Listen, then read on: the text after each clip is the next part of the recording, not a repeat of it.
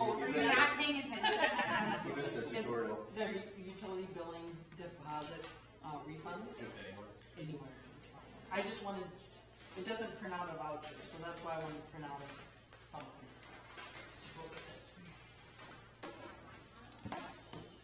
When in doubt, this thing. That's what we're going.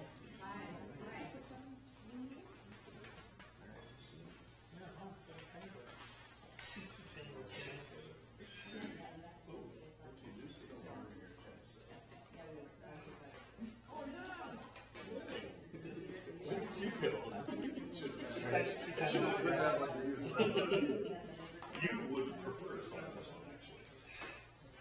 Wilson baseball. I'm pretty sure I You probably shouldn't sign that one. I'm pretty sure I was over the trigger.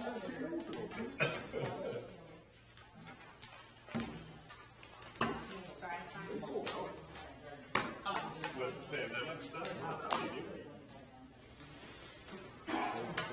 Well, they sold out, not just from Wilson 1030. The audience is now owned by somebody else. Cool. I know that one. Wow. But he said he's is this legit? Okay, so he's still It's not an official fire board, somebody else is dealing with the headaches. Mark. Mark. Yeah. They must have ran out of forms.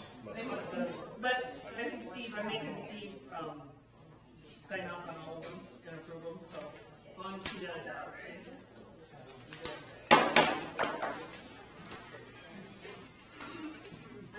Allegiance to the flag of the United States of America and to the republic for which it stands, one nation, under God, indivisible, with liberty and justice for all. Good evening, everyone.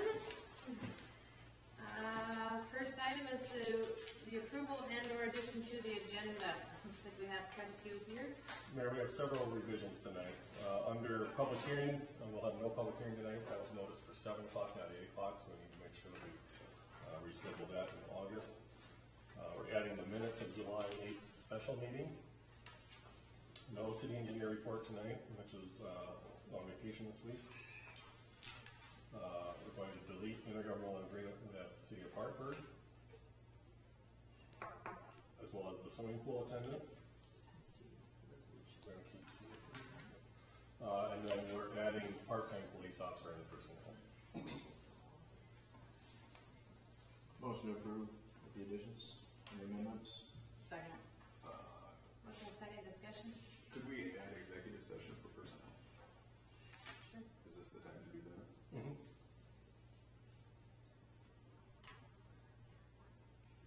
So we need a new motion in a second. Yeah, I think Sam should amend his. Motion to approve as amended. Second. Motion second, all in favor? Aye. Any opposed? All right, agenda as amended has been approved. Next is visitors to be heard. Members of the public may speak at this time. Come up to the podium, state your name and address. Hello again. My name is Lisa Kreitzman. I live at 416 South Ash Street. I am not here about work construction today, so good to know about that. I'm here with some of my neighbors, not all of them. Not all of them could attend tonight because of work obligations and or on vacation. But my neighbors and I all have in common is that we all live in very close approximation to the back Lennox parking lot. My house is literally, my bedroom window is about 30 feet off of the property line for the back Lennox parking lot. I've lived there for 3 years. I'm probably one of the youngest or least, yeah, I have been there the least amount of time. And you can see, there's a photo up there where our property is. So you can see the Lennox there next to Highway 17 and the back parking lot. And then directly to the left of that or west of that is my house and my property. And then directly to the south of that is the vice versa property. And that's Misty over here, and she's going to have a moment to talk in a few minutes. And then across the street, or across the 4th Avenue to Henderson's, they've been having some issues too. But not currently present is the Welbigs. They're on vacation. The Tool, Scott Tool, he's at work. I have not been able to contact the Fosses, who are just to the south of the actual back parking lot. They've been out of town. So what we've been experiencing I have been experiencing personally for the last 3 years is noise nuisance from the back parking lot. Specifically, the owner of the property allows vehicles to park back there, say like semi-trucks, which I have no problem with semi-trucks parking in the back parking lot. My concern is semi-trucks idling. And sometimes they idle for hours, sometimes they idle overnight, sometimes they idle for an entire weekend, depending on the circumstances. I have personally contacted the Lennox owner, and he agrees that idling in the back parking lot that close to residential housing is not appropriate. But he doesn't really have any recourse. He's not on site all the time. He can't, give his employees the ability to go, kick them out.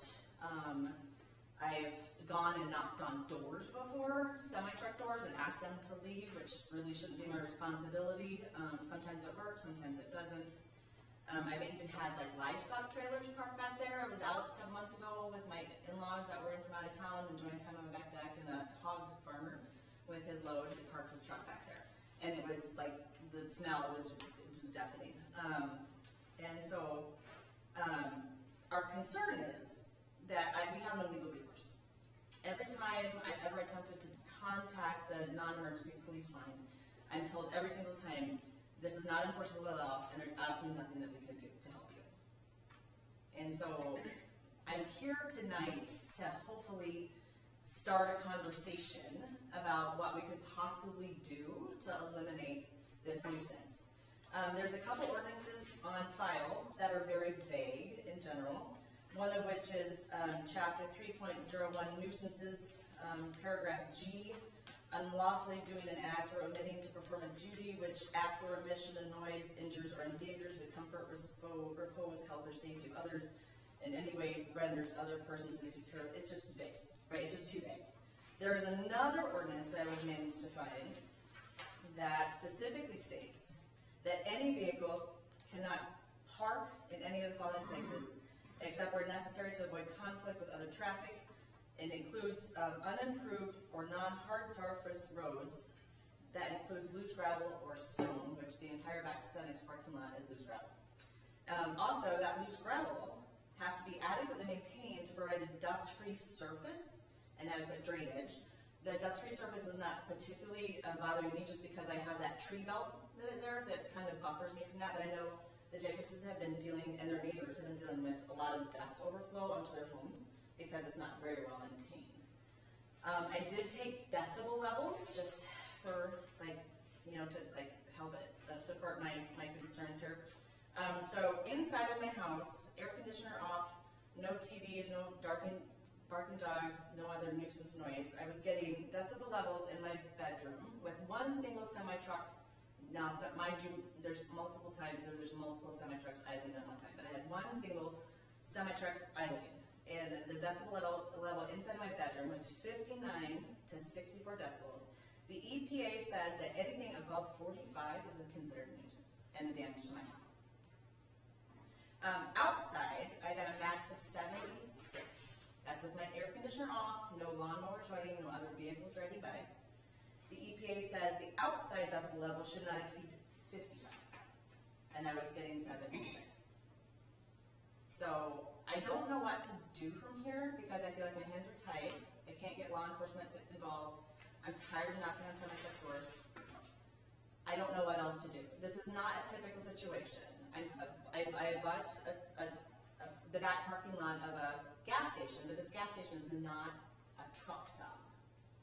And even though it's public, it's a commercial business, it's not an actual truck stop. And these truckers have other appropriate places they could park, but they're just choosing not to. So what I'm asking is some assistance in maybe creating an ordinance or some other thing that we can do to prevent people from idling. I don't mind if they park, but idling, and also clearly we don't want to have livestock banging around in our backyard. But there's multiple families involved in this, not just myself. So I'm going to give an opportunity to some of my neighbors who have accompanied graciously tonight to speak in a moment. But do you have questions for me? me before I leave the podium. I have a question. Yes. So first, I appreciate your research and coming prepared. I think that speaks a lot to the concerns that you've been having. Did the business owner talk about, first of all, he stated that he agreed, or he or she agreed that that they should not be idling. So, the owner of the Lennox is actually really difficult to actually get a hold of. Nobody's been willing to divulge his actual contact information to me when I've gone and spoken to any of his employees. So I've never had any direct contact with him. I've only had direct contact with the manager of the Lennox. Her name is Tracy, and she has been my relay person. I had left notification with them a week ago that I was going to be here tonight having this discussion, and if he wanted to come and participate or had questions for me, and I left my contact information, he never called. She relayed to me that he also agrees that there should not be idling vehicles. Like, it's okay to overnight park, but the idling vehicle issue is problematic for his neighbors. And we want to be, they are otherwise really good neighbors. I'm not going to complain. They are otherwise really good neighbors. I haven't had any other issues other than the random, teenagers doing spin-outs in the back parking lot, which happens randomly. But otherwise, they're great neighbors. It's just the idling truck is the only issue. But I've never actually turned contact with him. And what I'm getting at is if he has acknowledged that that's not something that he wants in his business, I'm curious if he's willing to put up some signage. I was told that he was going to put up signage. That was over a year ago, and it's never happened. And if he puts up signage, is that enforceable? Because every time I call the non-emergency police line, I'm always told this is not enforceable. I just get brushed off. So what do they tell you when you call? I tell them, this is where I'm at, this is what's going on, I have a vehicle idling, it's in the Max Lennox parking lot, it's right next to my house. Did you cite any of our ordinances to them or anything, or? I haven't in the past, but, I shouldn't have to. We should know. They should know the ordinances better than I do. That's like their job. But, yeah, no, I get it. Yeah, sorry, we can't help you with 5. So, and I've only done it a couple of times because I don't want to be a nuisance, but there's been, in the last 3 years I lived here, I called at least 3 times, and every single time I've told the same thing. How often is there a truck back there? Multiple times a week. Sometimes it's for a couple hours. More often than not, it's an overnighter. Sometimes I get reefer trucks that they're clearly like residents of Lennox and are home for the weekend and need someplace to park their vehicle, and it's a refrigerated truck, it needs to be running, they don't want to park it in front of their own homes, they park it in front of my house. And leave it there all weekend, especially on holiday weekends. So you had mentioned that there's a better place that they could park. Where would that be? Nathan would know better, he's... The other place you could put down would be down in the industrial park. Anywhere else in town, they'd have to have Away from the residential area? they'd have to have one of the foresight to get the parking permits anywhere else. We do have a fair number of them that will park on Industrial Street or. Just on the road. Yeah.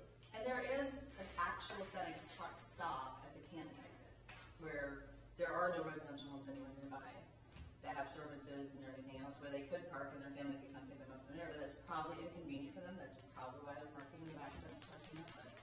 And maybe they'll realize how close they are to our home. Like right this time of year, it's difficult to tell how close they are to home because of the tree line. In the wintertime, it's awful. Right now, at least I have a little bit of a buffer because I have a lot of like foliage on the trees. But in the wintertime, I got nothing. I mean, at least the decibel numbers I got in July 8th.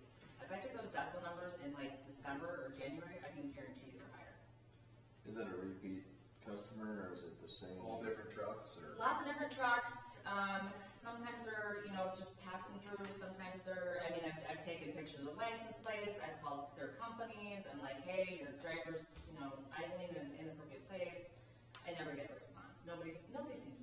Can you just do me a favor and not go bang on their doors anymore? Because I don't want something to happen to you. I only do it during the daytime when I have to pick up. When they park there at 2 o'clock in the morning, I'm certainly not getting out my PJs. So they're not going to. But like for instance, what actually set this whole thing in motion when I found the final tipping point, and this is what I texted Nathan on a Friday night at like 8 o'clock. I'm like, I'm over this. Tell me what to do. Is that there was a semi-truck trailer parked in the back parking lot. I'm trying to enjoy the time on my deck. It's like 6 o'clock, 7 o'clock in the evening. It's loud. I go and walk across over there to see what's going on. It's not even a reefer truck. It's just a regular semi-truck. And it's just running. I go knock on the door. Nobody answers. I'm like, he's in the casino. So I walk over to the casino, there's one dude in the casino, big fat guy, bright orange t-shirt, baseball cap. I'm like, hey, do you own that maroon semi truck out there? He's like, yeah, I do. I'm like, hey, you know, you running it, it's kind of annoying. My yard is just on the other side of that tree line. Would you mind turning it off? He's like, yeah, give me just a second to pause my game. He's playing the video line. 20 minutes later, nothing. And then I call over to the Lennox front desk, the gal, I don't know if you know her, she was very pleasant. I'm like, hey, I hate to bother you if you're not busy. Would you mind poking your head into that casino? Reminding that guy that he's not supposed to be idling there. She's like, yeah, sure, no problem. 20 minutes later, still nothing. So I called her back. I'm like, hey, did you talk to him? She's like, yeah, I did. And they're like, okay, thanks. And that's when I called the non-emergency police line and was told, yet again, there's nothing they can do. And then he continued to idle and sleep in his cab the entire night. He was running his vehicle to maintain the temperature in his cab so he could sleep it off.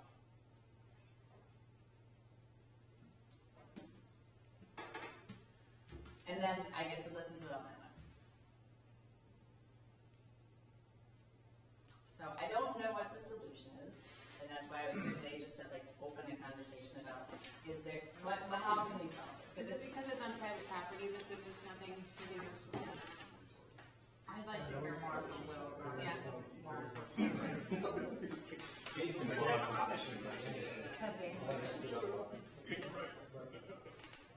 Can I ask you a question? Sure. When you call a non-emergency line, do they give you another phone number to call, or do they have somebody call you back? Yep.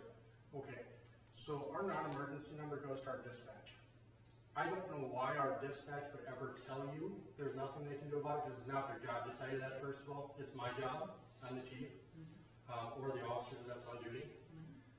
The only reason why I would think that somebody would tell you that is because it's a commercial property and a commercial use permit for it. Right. So, but if it's a noise ordinance issue, we can still go and address that. So you have a different point of contact for me to call? No, that line should, What does the commercial use permit state for noise and nuisance? So there's no commercial use permit, but as a commercial property, they're allowed to generally make more noise. I think the challenge we have here is that there's no buffer between a commercial district and a residential district. They're right next to each other. And even on the gravel parking lot, commercial properties are exempt from that requirement. Now, they still need to be able, they still should be maintaining in a dust-free environment.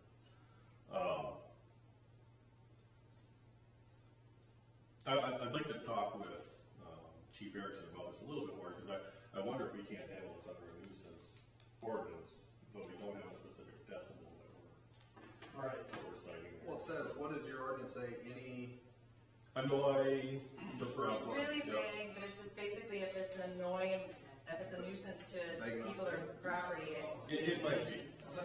And sometimes we keep them vague, so we have some. Yeah, no, I understand that, but I almost feel like maybe a more robust ordinance needs to be in place that says you maybe, and so my theory is no idling of commercial vehicles within X number of feet of a residential residence would be a blanket clause inside the city limits of Lennox, like XYZ, the end. Like, and I would be able to say, I'm 30 feet away from this person, they're supposed to be 2,000 feet away from me, whatever that number happens to be.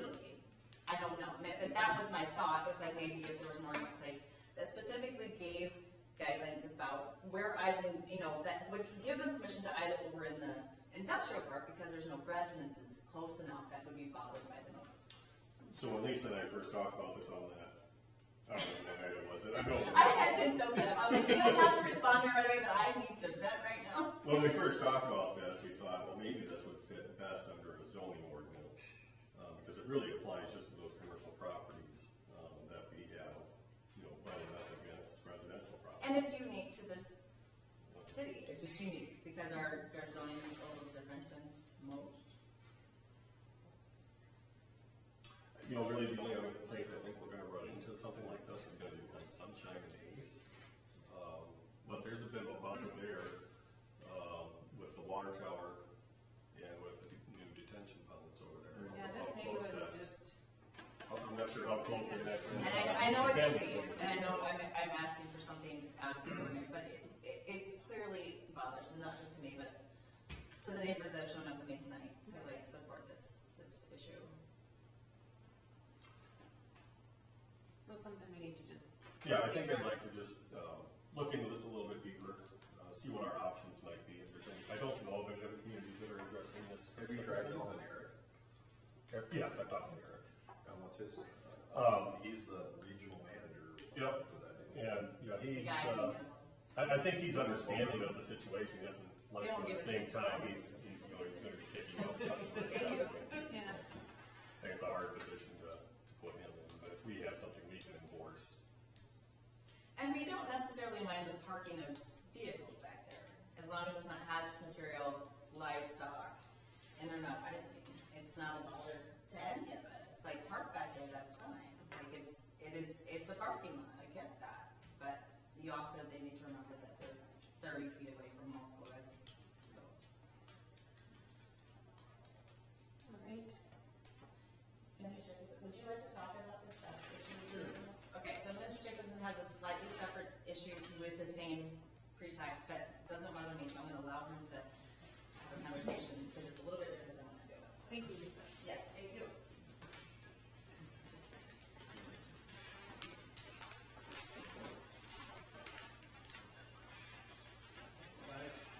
Marlon Jacobson, I'm at 320 South Ash.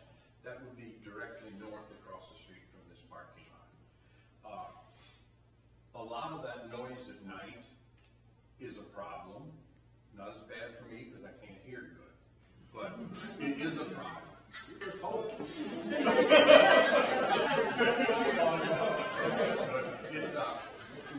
Like she said, Lennox is awfully good neighbors. They don't bother anybody. They've been good to me. A few years ago, the city got after me because I couldn't park my lawnmower trailer on the street overnight.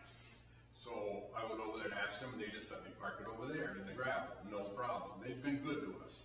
But the noise is keeping a lot of, and this is only about half of the people. One young lady has a young family trying to get kids to sleep, and that's not possible when those trucks are 40, 50 feet from your house. And none of us have a problem with overnight parking. They can park there as long as they want, if they'll just shut them off. I know this ordinance was written years ago, and it was probably copied from some other town. They did a lot of that. They would just adopt an ordinance, and you can go up to the back of Walmart or Sam's or the Hy-Vees, and there's a big sign right there, no idling. So they know it's a problem, and that's not even because people are trying to sleep. They just don't want to get it started.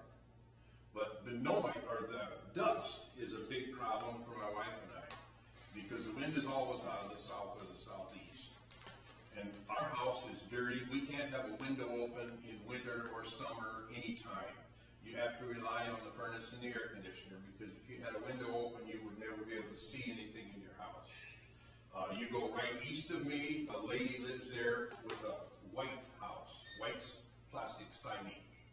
You can't really even tell that that's a white house anymore, because it's so dirty, and the porch out there, it never gets to rain on it. You go by there, you can't tell what color that's supposed to be. So the dust is a major problem. And I know there's products, you folks have used them, they can spray magnesium chloride or calcium chloride or something on there. They even have some dry products now. You don't have to spray it, so it's not as messy. Because that kind of stuff, the day that you did it, will get on your car.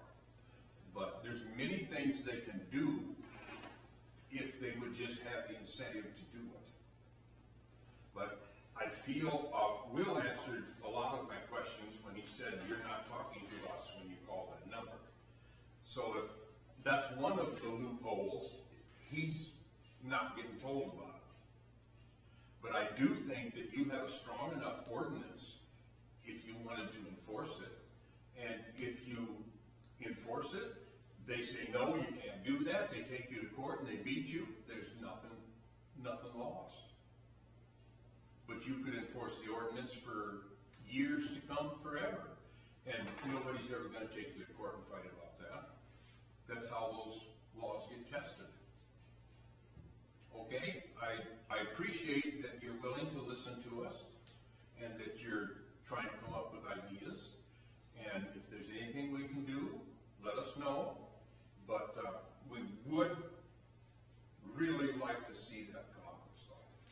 I have a question I asked Lisa too. Is there seem to be more trucks, or is it just happened for so long that you're done with it, or is it picked up?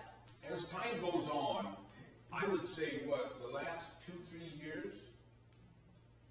Probably. There's There's always been trucks, but they usually didn't sit there and run. Okay, that's changed maybe. Yeah, in the last but year. Lennox's business has really picked up in the last 2-3 years. Okay. And, people have caught on. There's some repeat customers.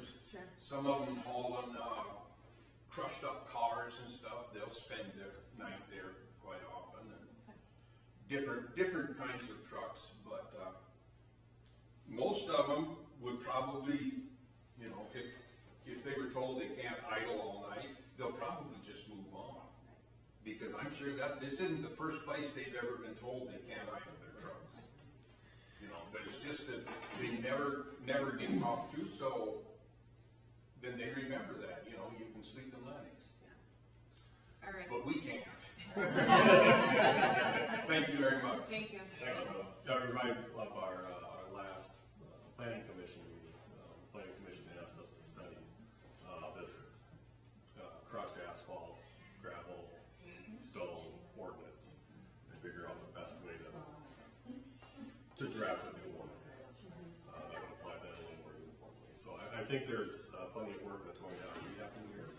And we can just move that all in one in terms of parking, and there's parking ordinances that Will and I are talking about updating. So I think this is a timely issue, and we will add this to the existing list of parking issues we need to address immediately. So I don't think the signs would be enforceable, but I think it would help if you could talk to. It wouldn't be enforceable by us because right. I can put any sign I want on my property. Right, but if Eric would put something up, I think it would help. It's a step.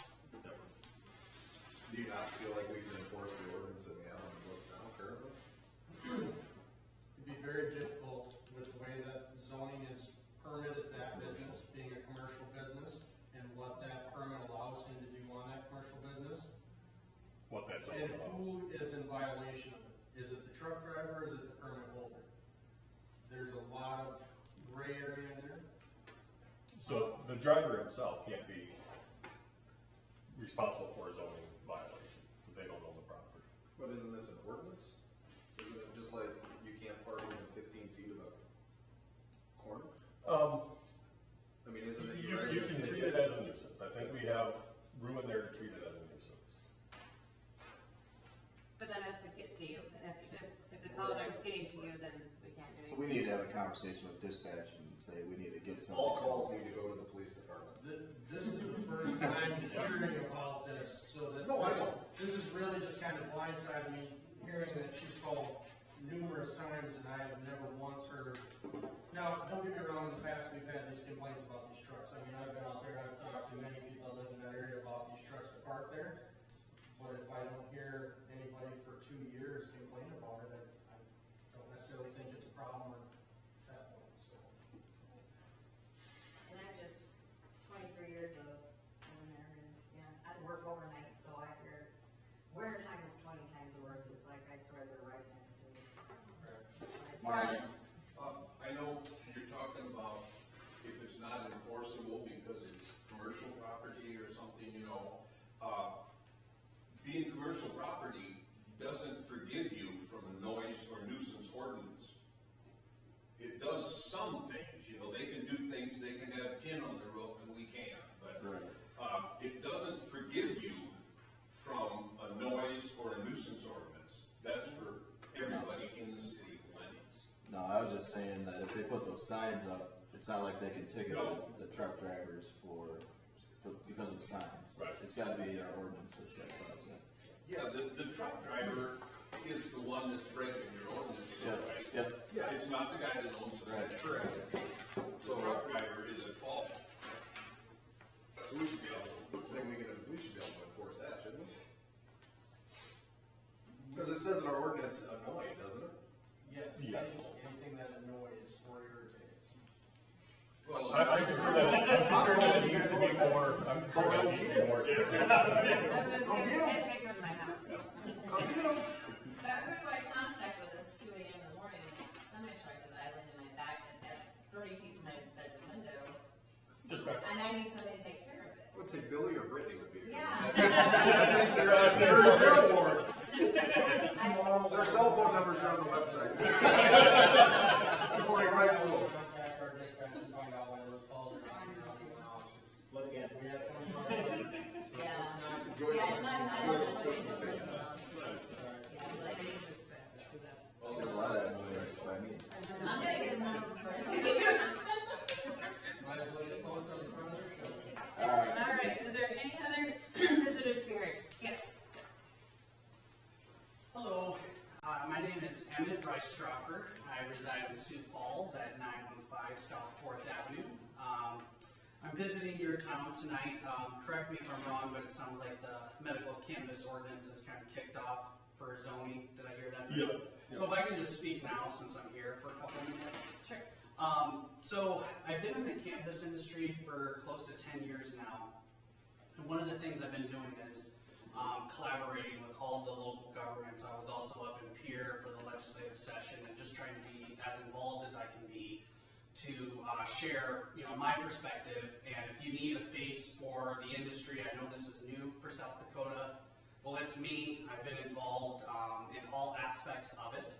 And, I know looking at Lennox, it's a small town, 2,000 people. I have an aunt that taught at the school here. I won't name drop her because she might not want to be affiliated with me. So I'm just visiting you to let you know. I looked at your ordinance, and I think it's really great to see that you're getting started on this. Just a couple points to think about. So Minnehaha County and Lincoln County and Sioux Falls formed a joint task force, and I'm not sure how well they've done at extending invitations to the various communities in those two counties, but they have a meeting next Wednesday at the Sioux Falls Library at 8:30 a.m. You'll have 2 reps from each county and 2 reps from the city. And really, so my business, we have no plan on coming to Lennox right now. I'm just here personally because I'm an advocate for it, and I want you to know that I'm trying to be proactive to help with answering questions if you want to know how these facilities look and work, what types of products. And I know there's a lot of confusion around, we have medical, but is recreational going to happen because that's going to the Supreme Court. So just a couple thoughts to share to kind of guide you as you navigate through this. The state law says that each jurisdiction has to allow at least 1 dispensary. But as far as growing, manufacturing, and testing, you are entitled to say no to all of that. You could also regulate the number of licenses that are issued. And then you could also regulate time, place, and manner.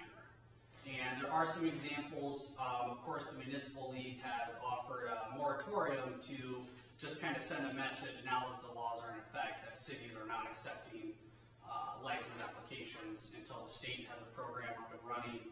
The state should have license applications up and running by October 29th. And so the way I read the law is that if someone wants to open a dispensary here, at least 1 has to be permitted.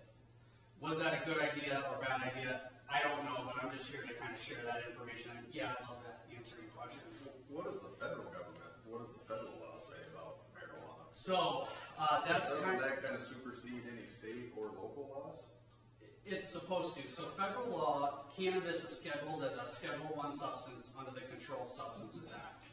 What's happened since the Obama administration, you've had Obama, Trump, and now Biden, all basically maintain a hands-off approach. So even though that's the federal law, the federal government is not going around telling states what to do. Are banks accepting this money, like the cash that comes in when you purchase? There's about 500 banks nationwide that are working with us. It's not a perfect scenario by any means. There is federal legislation to fix that. But it's a legal patchwork. Each state's different, each city's different, and that's why I'm coming here, is to just let you know I'm available to help answer any questions, and I'm really not trying to even do business here. We're looking at unincorporated Lincoln County, but I just like to be proactive. And in all honesty, if Lennox, if you had citizens coming to you saying they want this, they want the business, they want the jobs, we're happy to look at any opportunity, but I'm not going to try to lobby you to necessarily open the door for us. If the city wanted a business to come here, we would talk to whoever's interested. But right now, the county's pretty big. Lincoln County's next Tuesday looking to pass an ordinance that would allow our types of businesses to operate. So that's basically it. I know the chief is here. I would just say I know people are looking to grow cannabis at home. If they have a doctor's letter, there's definitely, I think there's good things because people can get affordable medicine if they need it, but from a public safety perspective, I have no doubt that you probably have concerns, and I think they're valid. And I would just be happy to provide advice on any type of ordinance you want to work on. Of course, I'm from the industry, so you can consider me biased, but I'm just trying to help. So the president of our city, by the state or by the state's guidelines, is allowed to grow one plant, correct? 3 plants. And then if they have a medicinal marijuana card. Yes. But only that. The state will not have cards available until November. I believe that entitles them to 3 plants. Department of Health has rules proposed to limit that to 3 plants. The voters approved a law that said a minimum of 3. Now the state is saying a max because there was no max. So now the rules that are currently proposed but not adopted say 3 plant max unless you have a doctor that says you need greater quantities. So I realize it's a difficult situation for every community, and that's why I'm here. I'm not sure how far you're at in the discussion, if citizens are really that concerned, but that's why I'm here. So I'm happy if there's one member that wants to take my card and share it. Excellent. And happy to answer any questions while I'm here right now. Otherwise, I might get a BLT down at the spot down on the corner. So.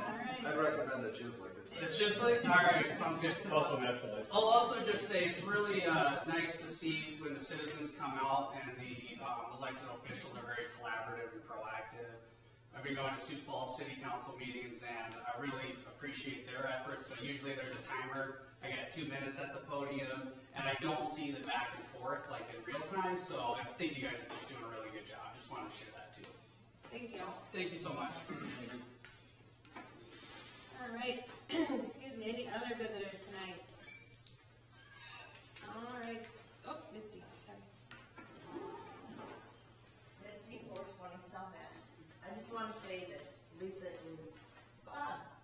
So I've lived there for 5 years since the twins are 5.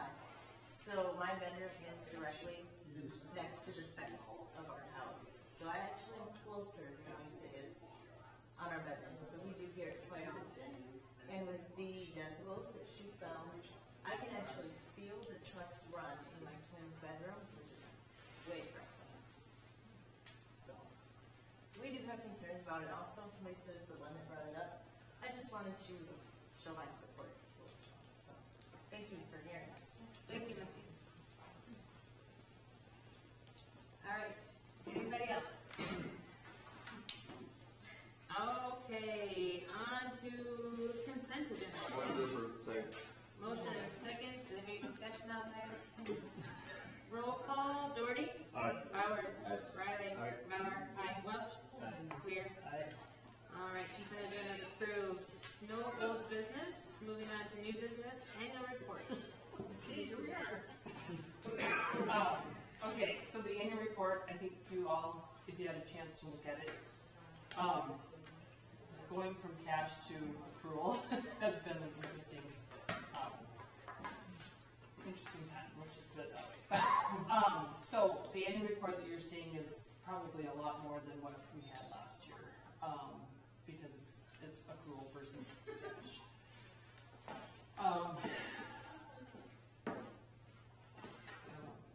Most years, this is due in May. We had contacted the legislative audit earlier this year because we were having, when we had our audit done, we were noticing issues that are going to make the annual report more complicated than we had anticipated. So we had asked them for permission to file late. They said that's fine. And we had shown that she does our audit also do the annual report this year. So Overall, I think a good learning experience for the switch from cash to accrual. There are things that, we'll talk about at the next meeting for the audit, things that we want to change and update, things that were drawn out from that switch, that brought some things to light, that we're working on some fixes for already. So overall, it's a standard report we have to file with the state. It'll be on the list of the audit website as soon as they post it. And then I will also publish, they actually have a published annual report that will be putting in the paper once we approve it tonight. So, Motion to approve. Second. Motion is second, any discussion? All in favor? Aye. Any opposed? Annual report is approved. Development agreement with LEDC Wilson Trailer Company. Thank you, Mayor. Wilson Trailer is seeking to expand here. It requires several actions on the part of the city, Wilson, and LEDC. So earlier this year, they approached the city regarding a possible expansion. Over the last several months, we've had discussions with all parties, as well as the Governor's Office of Economic Development, reaching an agreement in principle with all parties, and this development agreement spells out our responsibilities to each other. That includes the following: deeding of half an acre of the city's land at South Water Tower site to the LEDC, protection for Wilson Trailer from any special assessments for the surface infrastructure, vacating of a right-of-way between the existing Wilson property and the existing LEDC property being sold to Wilson, makes clear that they're eligible for tax abatement under our existing ordinances, and dedicates a new right-of-way at the south end of the existing Wilson Trailer property. So accepting this agreement will require further council action at a later date on a number of items, most importantly vacating that right-of-way. You'll be asked later in this meeting to approve a resolution deeding the half-acre parcel of the South Water Tower to Wilson Trailer. Recommend a motion to approve. And we're being compensated for this at some point, aren't we? For this land? For the land, yes. Yeah, the development agreement spells out, I believe it's $27,000 and change that'll be due from LEDC to the city. And we're getting access we need for repairs. We'll have emergency, we'll have utility easements on both the water tower site and the right-of-way that's being vacated. Motion to approve. Water, sewer, and second. storm sewer right there. Motion is second, any further discussion? All in favor? Aye. Any opposed? All right, development agreement is approved. Resolution 2021-7-1501, deeding real property to LEDC. This is the first step after that development agreement, deeding the half-acre of land at the South Water Tower site to LEDC. We received a draft plat of that today, and that is on board docs now to pull it up. This is basically the east half-acre of that property. We'll be responsible for moving the fence when the time comes. As a reminder, we're prohibited from selling directly to a private company or individual, so we are permitted to give or sell to a economic development corporation. So we're deeding this for $1 to LEDC. Under the development agreement, if they agree to that, they'll pay $27,000 change to us. Motion to approve. Second. Motion is second, any discussion? All in favor? Aye. Any opposed? All right, resolution 2021-7-1501 approved. Down to amended agreement with Perry Township. Thank you, Mayor. Back in June of 2018, the city and Perry Township entered a joint maintenance agreement for Whiten Avenue for gravel portion of that road. It is a township road, but it's adjacent to the municipal boundary and is used by our residents. Under that agreement, we would maintain the road and share the application of gravel every year. That would be matched by Perry Township. Both I and Perry Township think that's an overcomplicated method of maintaining the street, and believe that revisions would simplify the agreement. So under the new agreement, we changed it to Perry Township will maintain, grade, and provide snow removal at $200 an hour, with the city paying half that rate. And Perry will also be responsible for applying gravel at 400 tons per mile every other year, of us splitting that cost. How about dust control?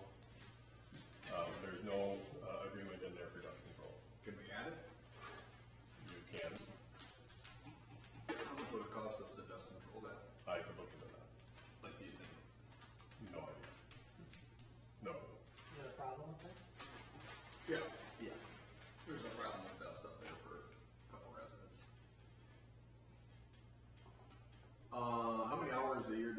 typically spend plowing this? No, plowing, no, we don't plow.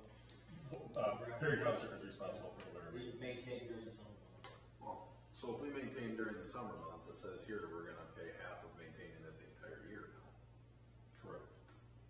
Does that mean we're gonna start plowing? No, they're gonna plow, but we're gonna pay $100 an hour for them to plow. Which should be about $50 every time it snows, one time up, one time down, if you can't do that in a half hour. That's the north part of town, and the wind blows and fills that sucker in, I guess. We have busted drift soap in there before, but I don't think we've ever actually been responsible for plowing. I mean, that road gets pretty bad, doesn't it? It does. It drifts, yes, and we have broke through drifts before, but it shouldn't take more than 15 minutes to do the entire thing. For real? I just don't want a bill for $100 every time it snows. That's what I'm gonna do, like, oh, we had to go and redo it 7 times. I think that would be a questionable, I mean, we're gonna build an hour. How far away is their equipment? Right. Their equipment's at, Countryside and 17. Oh, it's right across by Jerry's there. Yeah. So there's not much drive time then. No. There will be one that's all. I don't think they make multiple trips out there until everything's settled. Like when it's drifting, they don't go out there after they've done it once, cause it gets pretty locked up in there. Nobody goes down there when it's drifting. Unless they're looking to get stuck or think they can get through there. Or the kids. And we were done once, then we again. Right. I'll look into the cost. Is $200 an hour pretty typical for stuff like this, Frank? Yes. Cause you're paying for the equipment. And the cost, Yes. No, I, It's fair. would we wanna take it on and charge them $200 an hour to plow that road? No. Okay. Like, we have an agreement, it just really hasn't been used, this is just kind of rewording. It's been used, but it's overcomplicated. Right, this We was apply kind of gravel one simplified. year, they apply gravel the next year.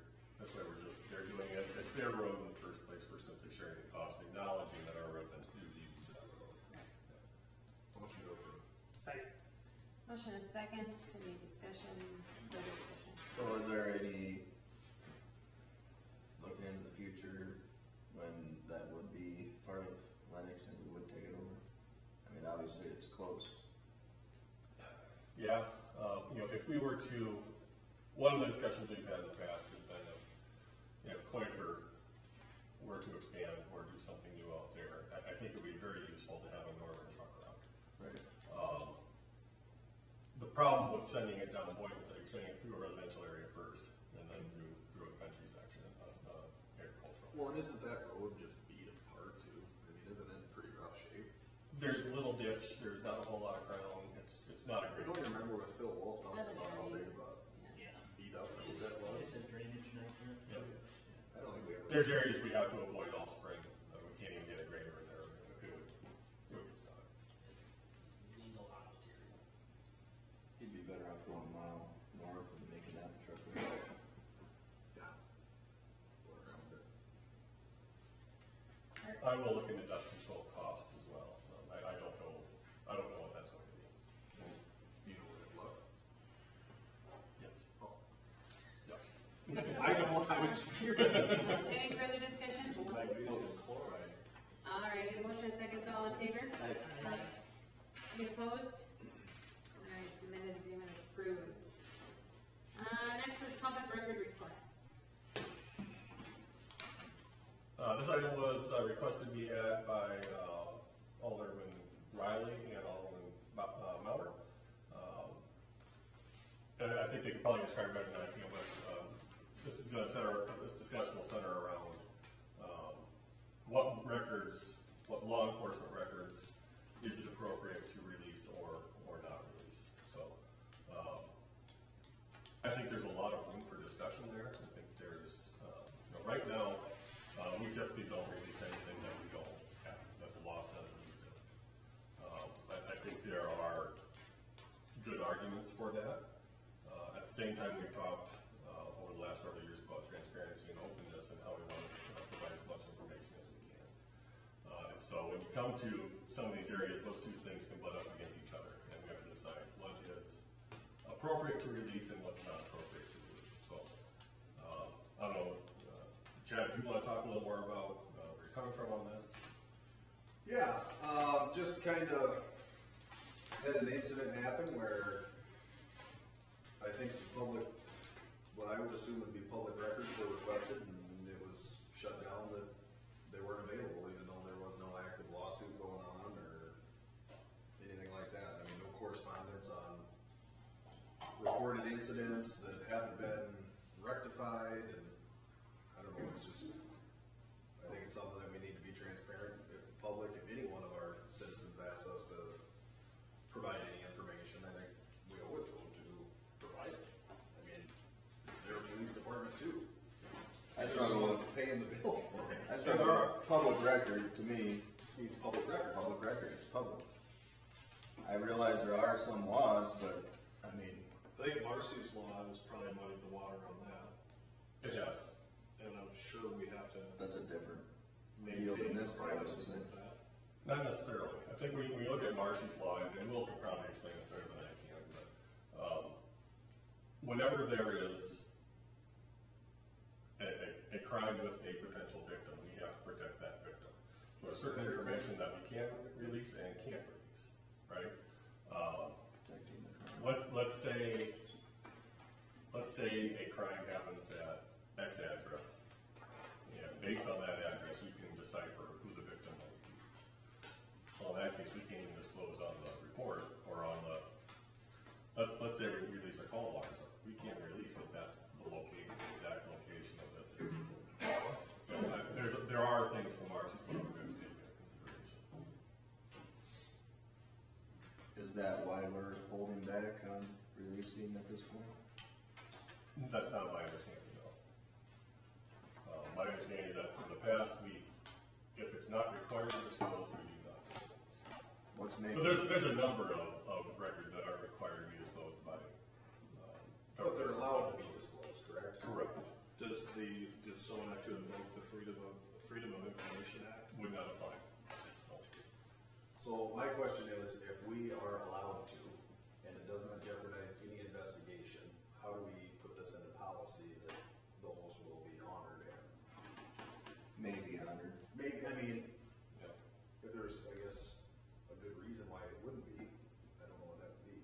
Well, I think there's a lot of, Marcy's law, liability issues, all kinds of reasons why we can or can't or should or shouldn't release certain information. And I think what we should be doing is going back, forming a policy, studying the issue, and coming back to council with a recommendation for, here is what we can release. I look at what some towns or cities do release, and I think there are some possibilities out there, but I want to know what the pros and cons are of that before we jump into that mess. Well, I know, like, in Vermillion in college, they put every police call in the paper, in the Milan. Every speeding ticket I ever got in Sioux County, Iowa was in the newspaper. Well, I got a buddy that, he put some chicken strips in the fryer of Carrie's when the grease was off, and got the police called on him because it was supposed to be in the kitchen, and it was in the paper. So I mean, to me, if it's a public record and can be released, it should be released. What I'm struggling with is I haven't really heard a reason why things are not being released. You know, you talk about liability, so is there a concern for liability, and should we be concerned as a council? I think anytime you're releasing, not anytime, I think there are certain records that if you release could open up the city to liability issues, yes. Which would be like what?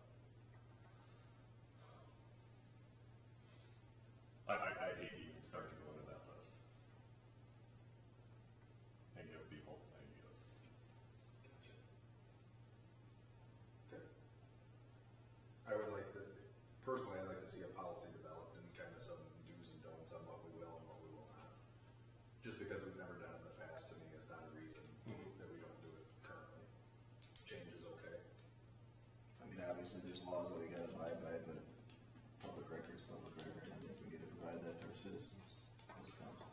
I do want to make sure that we're clear that when the state code refers to public record, they're talking minutes, notices, Salaries. salaries. publications, working papers, reports, those kinds of things, none of that is public. We're not even required to release our comprehensive plan, which is kind of silly to me. We do. But why do we release that if we're not required to, but we Right. won't release other things? Because it's good policy, right? And that's why I'm saying I think it makes sense to study the issue and find out where that balance is. A lot of the things that you just listed though are already public, There are things that we've chosen to make public, yes. but this particular thing we are not. We have not to date. Good. Is that the general sense of the council to study and recommend? I think, You're not voting on an actual motion or anything at this point. I guess I struggle too, that small towns, everybody knows, sees where the police cars are during the day, and I struggle with, everybody knows everybody's business already, and the more we can release that, I don't know, it's a small town, and being anonymous is hard to do on the best of days, and if it's printed in the paper, I struggle with that a little bit, depending on what that is printed in the paper. So, well, Can I ask a question as far as, in my casual shorts, can I ask a question of the council as far as what they believe or what they would like to see as something more as an open public document? And in your mind, in your mind's eye, what is it that you want to be a public document? I guess is so I can have a better idea. Because there's some things that are protected by codified law that we don't release. There's some things that we don't release due to liability purposes to protect the city. I would say we don't have to make it a print in the paper, but if citizens come to the city and request something, I think that's where we need to be transparent. Maybe not make it in the newspaper information, but it's still information that people can have, because it's. I would say if the police are called to somebody's house, and like say I am having a problem with my neighbor, and I'm like, well, hey, what's going on? Why, you know, how many other times have we been there? I don't understand why if the police, public funds are being used to send you guys out to take care of a problem at a residence, why I can't say, well, why are the police always over at Bill's? To me, that's not a problem. Please come to my house, release anything you want. So, if, let me just pose this to you because this is kind of irrelevant to what you had to say about that. If my officers are arriving at your neighbor's house because you're calling them repetitively about the constant activity that's going on and whatnot, and now we've developed probable cause to create an investigation for a drug house, how do I relay that information to you that this is an ongoing active investigation? Well, I think in that case, it's an ongoing active investigation, so then you would say that's not a public document until the investigation has ceased. It's easy to say that, but we would literally have to hire somebody to come and sift through every record that gets requested to make sure that we don't have an active investigation that's presented itself. Does it not have a completion date? Some do not. Because you can't, on some cases, you don't complete them until you've got the case completely closed to the point where it's been sent out to the SA's office. And even in those cases, some are closed based on that, some are left open because there's back-end work that we still don't know who is suspect for this particular portion of the crime is. So it's still an active investigation. Closed cases, there's no reason not to let them be released. You know, I mean, I get there's ones that are open. Like Stacy said, we're in a small community. A lot of things are assumed, and maybe we can draw our own conclusions. So then, the ones that aren't completed, but the ones that are, show. If I could make a recommendation to the council to, just so that we're not missing on things as far as us researching this and being able to come back with something more of your liking for releasing, but also be able to have our city attorney be able to weigh in on this as well. Some of my discussions with him over some of these records requests, because it's not up to me whether we release anything, it's up to him. There is legitimate reasonings for why we don't release certain aspects of certain cases and certain crimes or whatnot. So, I think there are different classifications of records that we have to take into account in this whole thing, because there are some records that, under no circumstances, should they ever see the light of day. right. Until they get to the state's attorney's office in a case. There are other records where, if you look at what Sioux Falls does with their call log, that seems reasonable. I think there are still risks involved there, but it seems reasonable. They release their call logs every day. And that's something that we could, Lincoln County does too. So, I mean, there are things that we can release, but when it comes down to specific reports, calls for service reports, actual crime reports, those are things that we really have to think deep and hard about whether it's appropriate to release those or not. So, Right. there's just a lot more there than well, here's what this law says, here's what we want to do is release it. There's a lot there. So. Right, and the recommendation from our city attorney, I mean, ultimately, that's what I go off from, so. I'd really appreciate his weighing in on this, and then maybe he can actually approach council and shed better light than what I can, because obviously, I'm not an attorney, and I know never want to be one. So. And I have spoken with Brett and told him that, we're probably going to be looking at this, and he gets where we're coming from as well, that transparency and openness issue is going to butt up against practicality at some point, and we're at that point now, so. I mean, if there's a daily blogger you want me to start coming up with, I can kick something out, thanks to that fancy system you guys have. But as far as anything else goes, it's gonna take a little bit to be able to work through it. There's a lot of sticky areas that, and again, Marcy's law, it was great in the spirit, horrible implication. So it's been really tough on law enforcement trying to be able to properly and effectively do our job and still walk around all the guidelines that have now been pushed on us, so. We'll come back with a recommendation. Sounds good. Thanks, Will. Welcome back. Yeah. Yes, personnel, part-time police officer. So Joseph Gearing, he's been with us for about a week. We've been working through some part-time stuff with him. Comes to us from Sioux Falls PD, spent 10 months on there, real decent kid.